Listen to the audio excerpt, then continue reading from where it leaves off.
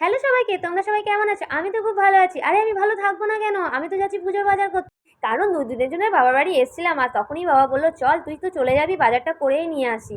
বেশি কথা না বাড়িয়ে আমি আর বাবা বেরিয়ে পড়লাম বাজার করতে। আর দেখো রাস্তার পাশে গাছগুলো কি সুন্দর রূপ ধারণ করেছে বর্ষার জল পেয়ে।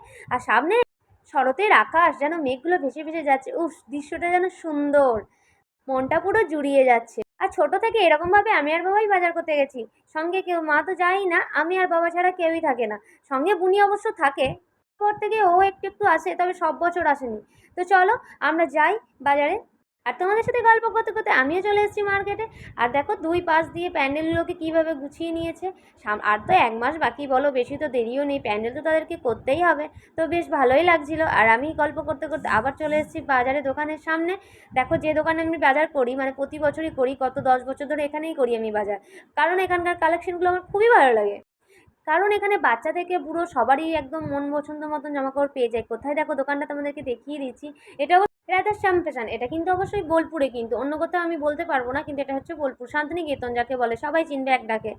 তবে 1 মাস আগে যদি বাজার করতে আসো না, তুমি যাই দেখবে দু চোখের সামনে সবই তোমার নিতে মনে হবে। কারণ এখানকার কালেকশনগুলো অসাধারণ থাকে। তো চলো গল্প করতে করতে আমি চলে এসেছি বুনি জামা কাপড়গুলো নিতে, আমি আর বাবা। কারণ ছোটো থেকেই শুরু করা যাক, ওর হবে আমার হবে আরও হবে। তো ওরগুলোই প্রথম পছন্দ করছি।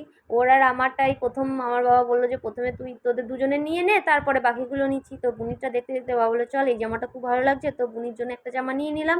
আর তারপরে ওই কাকুটা বলছে আরও ভালো ভালো কালেকশন আছে, তোমাদেরকে দেখাচ্ছি। কারণ ওর জন্য তো দুটো তো, একটা তো ওর হয়ই না, তো 3-4টে লেগেই যায়। তো ওর জন্য কেনাকাটি শেষ হওয়ার পর আমি আমারটা চলে এসেছি। কারণ আমার এই শার্টটা খুবই পছন্দ হয়েছে, আর এর সঙ্গে জিন্সটাও।